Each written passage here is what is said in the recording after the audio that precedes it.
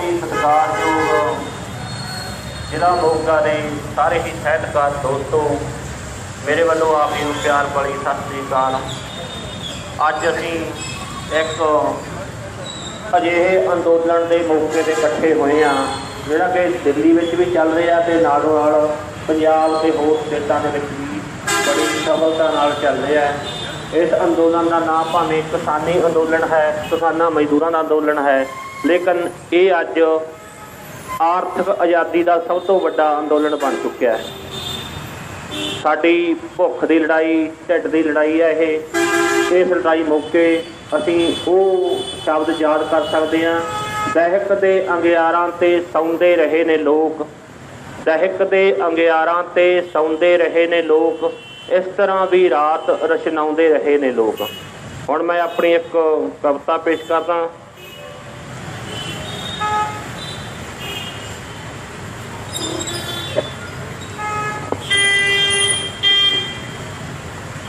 संघर्षशील लोग, संघर्षशील लोग स्थापति की बहुती परवाह भी नहीं करते। संघर्षशील लोग स्थापति की बहुती परवाह भी नहीं करते। जिन्हां दे सिरां ते सूरज उग आए होण ਉਹ लोग सड़कों ते बिस्तरियां विच बहुता फर्क नहीं समझते। जिन्हां दे सिरां ते सूरज उग आए होण ਉਹ लोग सड़कों ते बिस्तरियां विच बहुता फर्क नहीं समझते। डांगां ते रोटियां विचों ये डांगां दी चोण करदे ने, डांगां ते रोटियां विचों ये डांगां दी चोण करदे ने। ये साडी होनी बन चुकी है। सथापति अक्सर ही अपने हक मंगते लोगों ते डांगा ते गोलियां का मीह भरा दिंदी है। संघर्ष करते लोग सलीफां दे पिघलण तक का इंतजार करना बखूबी जानते हैं। संघर्षशील लोग सलीफां दे पिघलण तक का इंतजार करना बखूबी जानते हैं। मान मत्ते इतिहास तो जानू ये लोग सड़कों ते एवें नहीं बैठे। मान मत्ते इतिहास तो जानू ये लोग सड़कों ते एवें नहीं बैठे। ढिड का फिक्र अक्सर ही नवे नवे खूह पुट्टण नूं मजबूर कर दिंदा है।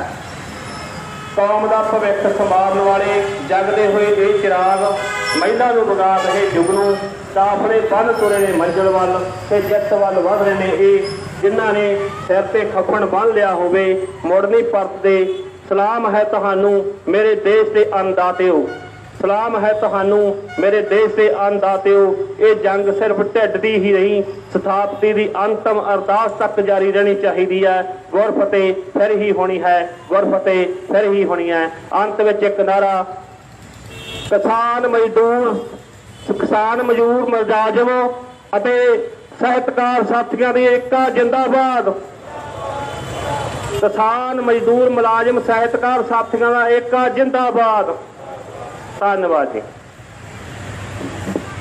जिन्ने भी बुलारे बोल के गए आ उन्होंने आस पास के दुकानदार सवारियां जिहड़ियां खड़ियां किसी बस नूं उਡੀकदियां वो भी सुन रही हैं। उन्होंने मैं दस देना चाहना कि मोगे जिले के वो लेखक आ जिन्हां दे अखबार कोई आर्टिकल कोई कहानी कोई कविता अक्सर अखबारों में छपदियां रहिंदियां।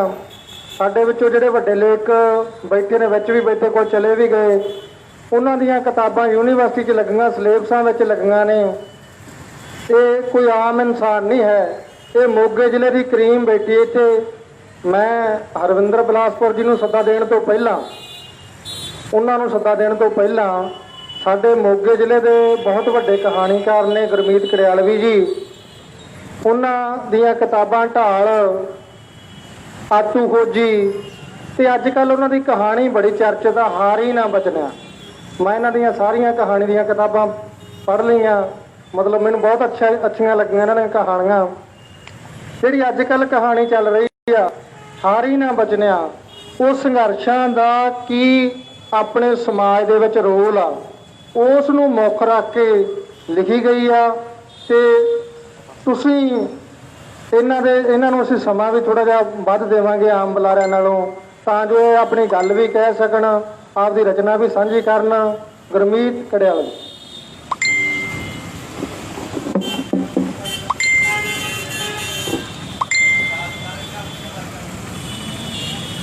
पिछले लंबे समय तो ਲੜੇ ਜਾ ਰਹੇ ਲੋਕ ਅੰਦੋਲਨ ਦੇ ਵਿੱਚ ਆਪਣੀਆਂ ਦਿਲੀ ਭਾਵਨਾਵਾਂ ਸਾਂਝੀਆਂ ਕਰਨ ਵਾਸਤੇ ਪਹੁੰਚੇ ਹੋਏ ਮੇਰੇ ਲੇਖ ਵੀਰੋ, ਜਦੋਂ ਅਸੀਂ ਦਿੱਲੀ ਵਿੱਚ ਚੱਲਦੇ ਇਸ ਘੋਲ ਵੱਲੀ ਨਿਗਾਹ ਮਾਰਦੇ ਹਾਂ ਤਾਂ ਸਾਨੂੰ ਦਿੱਲੀ ਦੀ ਜਿਹੜੀ ਆ ਫਿਤਰਤ ਦਾ ਖਿਆਲ ਆਉਂਦਾ ਹੈ, ਦਿੱਲੀ ਦੀਆਂ ਆਦਤਾਂ ਦਾ ਖਿਆਲ ਆਉਂਦਾ ਹੈ, ਜਾਂ ਪਿਛਲੇ ਲੰਮੇ ਸਮੇਂ ਤੋਂ, ਪਿਛਲੀਆਂ ਲੰਮੀਆਂ ਸਦੀਆਂ ਤੋਂ ਦਿੱਲੀ ਦਾ ਜਿਹੜਾ ਕਰੈਕਟਰ ਹੈ ਉਹ ਸਾਡੇ ਸਾਹਮਣੇ ਆਉਂਦਾ ਹੈ। ਦਿੱਲੀ ਦੀ ਜਿਸ ਲੋਕਾਂ ਨੇ ਰਾਖੀ ਕੀਤੀ ਹੈ, ਦਿੱਲੀ ਹਮੇਸ਼ਾ ਉਹਦੇ ਖਿਲਾਫ ਭੁਗਤਦੀ ਰਹੀ ਹੈ। ਜੇ ਦਿੱਲੀ ਦੇ ਵਿੱਚ ਦਮ ਸੀ, ਬਹੁਤ ਸਾਰੇ ਮੇਰੇ ਵੀਰ ਇਤਿਹਾਸ ਦੇ ਵਿਦਿਆਰਥੀ ਨੇ, ਉਹ ਚੰਗੀ ਤਰ੍ਹਾਂ ਜਾਣਦੇ ਨੇ ਕਿ ਇਸ ਦੇਸ਼ ਦੇ ਉੱਤੇ ਹਜ਼ਾਰਾਂ ਹੀ ਹਮਲਾਵਰਾਂ ਨੇ ਹਮਲਾ ਕੀਤਾ।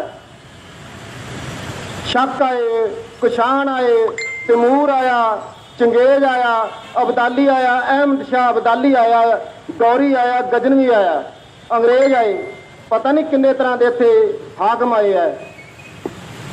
ਪਰ ਇਹ ਦਿੱਲੀ ਦੀ ਇਹੋ ਜਿਹੀ ਫਿਤਰਤ ਹੈ ਕਿ ਜਿਨ੍ਹਾਂ ਲੋਕਾਂ ਨੇ ਉਹਨਾਂ ਹਮਲਾਵਰਾਂ ਤੋਂ ਇਸ ਦੇਸ਼ ਦੀ ਰੱਖਿਆ ਕੀਤੀ, ਉਹਨਾਂ ਹਮਲਾਵਰਾਂ ਅੱਗੇ ਹਿੱਕ ਢਾ ਕੇ ਖੜੇ ਹੈ ਤੇ ਦਿੱਲੀ ਉਹਨਾਂ ਦੇ ਖਿਲਾਫ ਭੁਗਤਦੀ ਰਹੀ ਹੈ।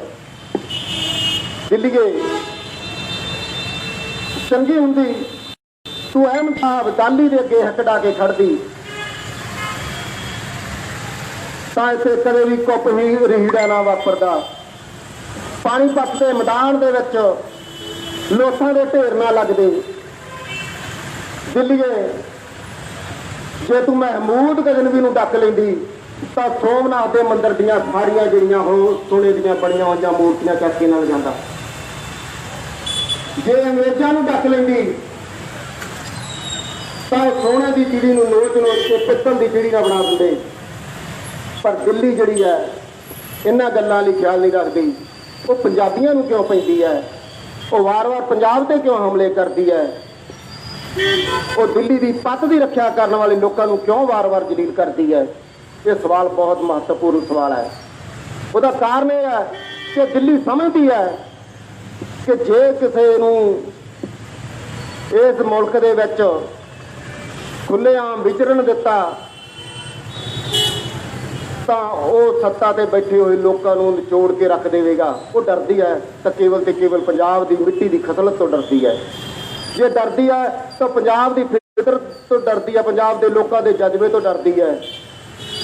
ਤਾਂ ਦਿੱਲੀ ਨੂੰ ਇਹ ਵੰਗਾਰ ਆ ਪੰਜਾਬ ਦੇ ਲੋਕਾਂ ਨੇ ਪਾਈ ਕਿ ਤੂੰ ਤਾਂ ਸਾਡੀ ਕਦੇ ਨਹੀਂ ਬਣੀ। ਅਸੀਂ ਵਾਰ-ਵਾਰ ਤੇਰੀ ਰੱਖਿਆ ਵੀ ਕਰਕੇ ਦੇਖ ਲਈ ਹੈ, ਪਰ ਹੁਣ ਜਦੋਂ ਤੂੰ ਸਾਡੇ ਹੱਥਾਂ ਉੱਤੇ ਰੋਟੀਆਂ ਖਾਣ ਨੂੰ ਪਈ ਹੈ ਤਾਂ ਅਸੀਂ ਫਿਰ ਮੈਦਾਨ ਦੇ ਵਿੱਚ ਆਉਣ ਲਈ ਮਜਬੂਰ ਹੋਏ ਹਾਂ। ਸਾਥੀਓ, ਇਹ ਬਹੁਤ ਜ਼ਿਆਦਾ ਇੱਕ ਤਰ੍ਹਾਂ ਦਾ ਵਰਤਾਂਤ ਇਹ ਵੀ ਕਰਿਆ ਜਾ ਰਿਹਾ ਹੈ ਕਿ ਇਹ ਜਿਹੜੇ ਕਾਨੂੰਨ ਹੈ ਇਹ ਕਿਸਾਨੀ ਤੇ ਬਹੁਤ ਵੱਡਾ ਹਮਲਾ ਹੈ। ਇਹਨੂੰ ਕਿਸਾਨੀ ਅੰਦੋਲਨ ਬਣਾ ਕੇ ਖਾਸ ਤੌਰ ਤੇ ਜਿਹੜਾ ਪੇਸ਼ ਕੀਤਾ ਜਾ ਰਿਹਾ ਹੈ ਤਾਂ ਮੈਂ ਸਮਝਦਾ ਇਹ ਵੀ ਬਹੁਤ ਵੱਡੀ ਇੱਕ ਸਾਜ਼ਿਸ਼ ਦੀ ਨਿਸ਼ਾਨੀ ਹੈ। ਇਹ ਕਿਸਾਨੀ ਅੰਦੋਲਨ ਨਹੀਂ ਹੈ, ਇਹ ਲੋਕਾਂ ਦਾ ਅੰਦੋਲਨ ਹੈ। ਮੈਂ ਆਪਣੇ ਸਾਥੀਆਂ ਦੀ ਜਾਣਕਾਰੀ ਦੇ ਲਈ ਇਹ ਗੱਲ ਸਾਂਝੀ ਕਰਨੀ ਚਾਹੁੰਦਾ ਕਿ ਜਿਹੜਾ ਖੇਤੀ ਕਾਨੂੰਨ ਹੈ ਉਹ ਬਹੁਤ ਬਾਅਦ ਚ ਆਉਂਦਾ ਹੈ। ਇਹਨਾਂ ਜਿਹੜੇ ਪਾਸ ਕੀਤੇ ਗਏ 3 ਕਾਨੂੰਨਾਂ ਦੇ ਵਿੱਚੋਂ ਸਭ ਤੋਂ ਮਾਰੂ ਜਿਹੜਾ ਕਾਨੂੰਨ ਹੈ ਉਹ ਅਸੈਂਸ਼ੀਅਲ ਕਮੋਡਿਟੀ ਐਕਟ 1955 ਦੇ ਵਿੱਚ ਸੋਧ ਜਿਹੜੀ ਕੀਤੀ ਆ ਸਭ ਤੋਂ ਮਾਰੂ ਕਾਨੂੰਨ ਹੈ,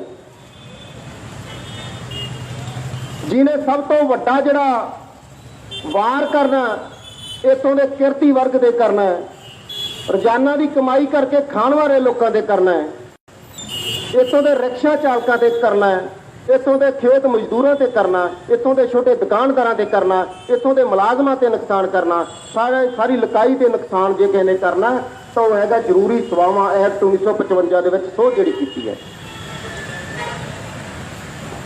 ਉਹ ਕਾਨੂੰਨ ਕੀ ਹੈ? ਭਾਰਤੀ ਜਿਹੜਾ ਕਾਨੂੰਨ ਹੈ ਜ਼ਰੂਰੀ ਸੇਵਾਵਾਂ ਦਾ ਉਹਦੇ ਵਿੱਚ ਜ਼ਰੂਰੀ ਕੀਤਾ ਹੋਇਆ ਕਿ ਕੋਈ ਵੀ ਵਿਅਕਤੀ ਜਿਹੜਾ ਹੈ ਉਹ ਨਿਸ਼ਚਿਤ ਮਾਤਰਾ ਤੋਂ ਵੱਧ ਜ਼ਖੀਰੇਬਾਜ਼ੀ ਨਹੀਂ ਕਰ ਸਕਦਾ, ਉਹ ਅਨਾਜ ਜਮ੍ਹਾਂ ਨਹੀਂ ਕਰ ਸਕਦਾ, ਉਹ ਜ਼ਰੂਰੀ ਜਿਹੜੀਆਂ ਵਸਤੂਆਂ ਖਾਣ ਵਾਲੀਆਂ ਮਨੁੱਖ ਦੀਆਂ ਉਹਦਾ ਜਿਹੜੀ ਭੰਡਾਰ ਨਹੀਂ ਕਰ ਸਕਦਾ। ਪਰ ਇਸ ਮੋਦੀ ਸਰਕਾਰ ਨੇ ਕੀ ਕੀਤਾ ਹੈ, ਇਸ ਕਾਨੂੰਨ ਤੇ ਸੱਟ ਮਾਰੀ ਹੈ। ਉਹਨੂੰ ਪਤਾ ਇਹ ਸਾਰੇ ਜ਼ਖੀਰੇਬਾਜ਼ ਜਿਹੜੇ ਮੇਰੇ ਚੇਲੇ ਚਾਪ ਰਹੇ ਆ, ਉਹ ਜਾਣਦੀ ਆ ਕਿ ਸਾਰੇ ਇਹ ਜ਼ਖੀਰੇਬਾਜ਼ ਮੇਰੀਆਂ ਸਰਕਾਰਾਂ ਬਣਾਉਣ ਵਾਲੇ ਆ। ਸੋ ਇਸ ਕਾਨੂੰਨ ਦੇ ਵਿੱਚ ਸੋਧ ਕਰਕੇ ਉਹਨੇ ਜ਼ਖੀਰੇਬਾਜ਼ਾਂ ਨੂੰ ਇਹ ਖੁੱਲ੍ਹੀ ਛੁੱਟੀ ਦਿੱਤੀ ਹੈ ਕਿ ਜਿੰਨੇ ਮਰਜ਼ੀ ਅੰਨ ਭੰਡਾਰਨ ਕਰ ਸਕਦੇ ਆ, ਜਿੰਨੇ ਮਰਜ਼ੀ ਜ਼ਰੂਰੀ ਸੇਵਾਵਾਂ ਦਾ ਜਿਹੜਾ ਭੰਡਾਰ ਕਰਕੇ ਜ਼ਖੀਰੇਬਾਜ਼ੀ ਕਰਕੇ ਉਹ ਖੁੱਲ੍ਹੀ ਲੁੱਟ ਕਰ ਸਕਦੇ ਆ। ਮੈਂ ਇਸ ਐਕਟ ਦੇ ਵਿਸਥਾਰ ਦੇ ਵਿੱਚ ਨਹੀਂ ਜਾਣਾ ਚਾਹੁੰਦਾ, ਪਰ ਮੈਂ ਦੱਸਣਾ ਚਾਹੁੰਦਾ ਕਿ ਸਾਥੀਓ, ਜਿਹੜਾ ਇਹ ਕਾਨੂੰਨ ਹੈ ਇਹ ਦੇਸ਼ ਦੇ ਹਰ ਨਾਗਰਿਕ ਨੂੰ ਪ੍ਰਭਾਵਿਤ ਕਰਨ ਵਾਲਾ, ਉਹਨਾਂ ਨੂੰ ਵੀ ਪ੍ਰਭਾਵਿਤ ਕਰਨ ਵਾਲਾ ਜਿਹੜੇ ਰਜਾਈਆਂ ਦੇ ਵਿੱਚ ਲੋਕ ਬੈਠੇ ਹੋਏ ਕਿਸਾਨਾਂ ਦਾ ਵਿਰੋਧ ਕਰ ਰਹੇ ਆ, ਉੱਥੇ ਸੰਘਰਸ਼ ਕਰ ਰਹੇ ਲੋਕਾਂ ਦਾ ਵਿਰੋਧ ਕਰ ਰਹੇ ਆ। ਜਦੋਂ ਕਿਸਾਨ ਜਿਹੜਾ ਉਹ ਤੀਜੇ ਚੌਥੇ ਨੰਬਰ ਤੇ ਆਉਂਦਾ ਹੈ, ਜੇ ਕੋਈ ਇਹਨਾਂ ਕਾਨੂੰਨਾਂ ਦੇ ਵਿੱਚ ਮਾਰ ਪੈਣੀ ਹੈ ਤਾਂ ਕਿਸਾਨ ਉਹ ਤੀਜੇ ਨੰਬਰ ਤੇ ਆਉਂਦਾ ਹੈ। ਸਭ ਤੋਂ ਪਹਿਲਾਂ ਮਜ਼ਦੂਰਾਂ ਤੇ ਮਾਰ ਪੈਣੀ ਹੈ। ਮੈਂ ਆਪਣੇ ਮਜ਼ਦੂਰ ਭਰਾਵਾਂ ਨੂੰ ਵਾਰ-ਵਾਰ ਕਹਿਣਾ ਹੁੰਦਾ ਕਿ ਇਹਨਾਂ ਕਾਨੂੰਨਾਂ ਤੇ ਜੇ ਸਭ ਤੋਂ ਵੱਡੀ ਮਾਰ ਪੈਣੀ ਹੈ ਤਾਂ ਉਹ ਰੋਜ਼ਾਨਾ ਦੀ ਕਿਰਤ ਕਰਨ ਵਾਲੇ ਲੋਕਾਂ ਤੇ ਪੈਣੀ ਹੈ। ਦੇਖੋ, ਕਿਸਾਨ ਕੋਲ ਜ਼ਮੀਨ ਹੈ, ਉਹਦੀ ਤੇ ਜ਼ਮੀਨ ਤੇ ਵਾਰ ਹੁੰਦਾ ਹੈ, ਟੁੱਟਦਿਆਂ ਭੱਜਦਿਆਂ ਮਰਦਿਆਂ ਮਰਾਉਂਦਿਆਂ 5-7 ਸਾਲ ਕੱਢ ਜੂਗਾ, ਉਹ 10 ਸਾਲ ਵੀ ਕੱਢ ਸਕਦਾ ਹੈ, ਪਰ ਮਜ਼ਦੂਰ ਤਾਂ ਕੱਲ ਨੂੰ ਹੀ ਮਰ ਜੂਗਾ। ਇਹ ਗੱਲ ਸਮਝਣ ਦੀ ਲੋੜ ਹੈ। ਇਸ ਕਰਕੇ ਕਿਸਾਨਾਂ ਦਾ ਕਿਸਾਨ ਵਿਰੋਧੀ ਕਾਨੂੰਨ ਇਹ ਲੋਕ ਵਿਰੋਧੀ ਕਾਨੂੰਨ ਹੈ। ਇਸ ਕਰਕੇ ਦੇਸ਼ ਦਾ ਜਿਹੜਾ ਮਜ਼ਦੂਰ ਆ ਸਭ ਤੋਂ ਪਹਿਲਾਂ ਸੜਕਾਂ ਤੇ ਹੋਣਾ ਚਾਹੀਦਾ ਹੈ, ਕਿਸਾਨ ਉਸ ਤੋਂ ਬਾਅਦ ਉਤਰਦਾ ਹੈ।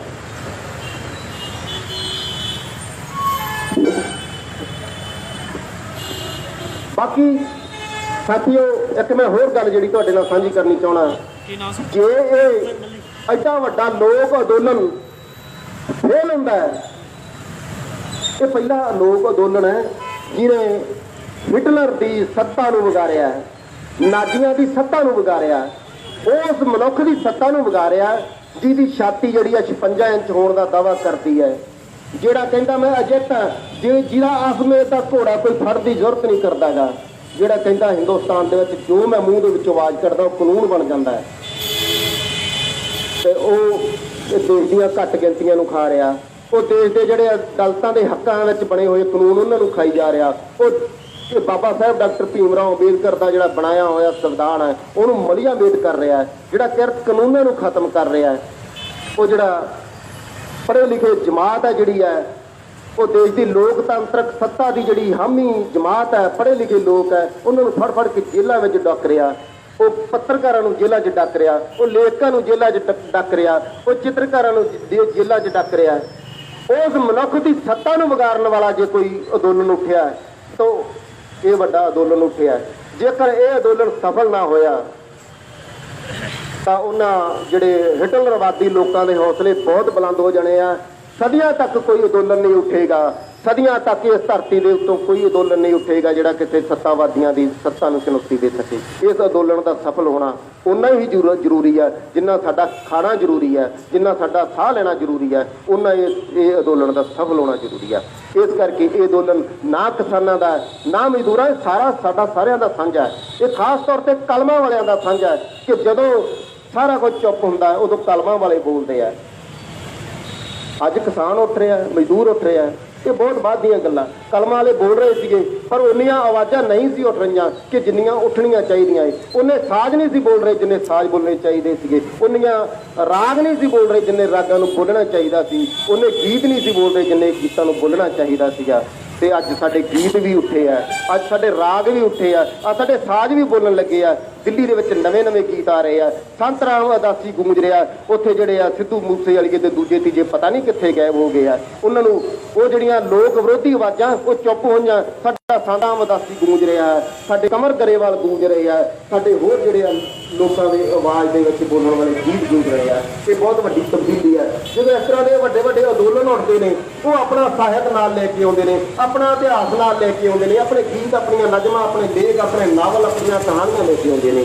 ਇਹਦੇ ਨਾਲ ਬਹੁਤ ਵੱਡੀਆਂ ਤਬਦੀਲੀਆਂ ਵਾਪਰਨੀਆਂ। ਤੁਸੀਂ ਆਉਣ ਵਾਲੇ ਸਮੇਂ ਦੇ ਵਿੱਚ ਦੇਖੋਗੇ ਜਿਹੜੇ ਆ ਲੜਨ ਵਾਲੇ ਲੋਕਾਂ ਦਾ ਹੌਸਲਾ ਵਧਣਾ, ਮਜ਼ਦੂਰਾਂ ਦਾ ਹੌਸਲਾ ਵਧਣਾ, ਕਿਸਾਨਾਂ ਦਾ ਹੌਸਲਾ ਵਧਣਾ, ਮੁਲਾਜ਼ਮਾਂ ਦਾ ਹੌਸਲਾ ਵਧਣਾ।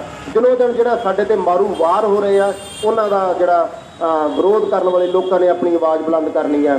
ਇਹ ਦੇਸ਼ ਦੇ ਵਿੱਚ ਜਿਹੜੇ ਆ ਜੇ ਸਮੇਂ ਨਾਲ ਬੋਲ ਪੈਂਦੇ, ਮੈਂ ਹੁਣ ਵੀ ਕਹਿੰਦਾ ਕਿ ਜਦੋਂ ਲੋੜ ਸੀ, ਠੀਕ ਆ, ਅਸੀਂ ਉਦੋਂ ਬੋਲੇ ਨਹੀਂ ਗਏ, ਸਾਨੂੰ ਬੋਲਣਾ ਚਾਹੀਦਾ ਸੀ, ਬਹੁਤ ਪਹਿਲਾਂ ਬੋਲਣਾ ਚਾਹੀਦਾ ਸੀ। ਸਾਨੂੰ ਉਦੋਂ ਹੀ ਬੋਲ ਪੈਣਾ ਚਾਹੀਦਾ ਸੀ ਜਦੋਂ ਦੇਸ਼ ਦੇ ਜਿਹੜੇ ਆ ਪੜ੍ਹੇ ਲਿਖੇ ਵਰਗ ਦੇ ਲੋਕ ਫੜ ਫੜ ਕੇ ਜੇਲ੍ਹਾਂ 'ਚ ਤੁੰਨਿਆ ਜਾ ਰਿਹਾ ਸੀ, ਉਹਨਾਂ ਨੂੰ ਸ਼ਹਿਰੀ ਨਕਸਲੀ ਕਹਿ ਕੇ ਉਹ ਜੇਲ੍ਹਾਂ ਦੇ ਵਿੱਚ ਤੁੰਨਿਆ ਜਾ ਰਿਹਾ ਸੀ, ਉਦੋਂ ਬੋਲ ਪੈਣਾ ਚਾਹੀਦਾ ਸੀਗਾ। ਜਦੋਂ ਪੱਤਰਕਾਰਾਂ ਨੂੰ ਜੇਲ੍ਹਾਂ 'ਚ ਤੁੰਨਿਆ ਜਾ ਰਿਹਾ ਸੀਗਾ ਆਪਣੀ ਆਵਾਜ਼ ਬੁਲੰਦ ਕਰਨ ਵਾਲਿਆਂ ਨੂੰ, ਸਾਨੂੰ ਉਦੋਂ ਬੋਲ ਲੈਣਾ ਚਾਹੀਦਾ ਸੀ। ਜਦੋਂ ਮੁਸਲਮਾਨਾਂ ਨੂੰ CAA ਤੇ ਦੂਜੇ ਕਾਨੂੰਨਾਂ ਦੇ ਤਹਿਤ ਦਬਾਅ ਕੀਤਾ ਜਾ ਰਿਹਾ, ਸਾਨੂੰ ਉਦੋਂ ਬੋਲ ਲੈਣਾ ਚਾਹੀਦਾ ਸੀ। ਜਦੋਂ ਇੱਥੋਂ ਦਲਤਾਂ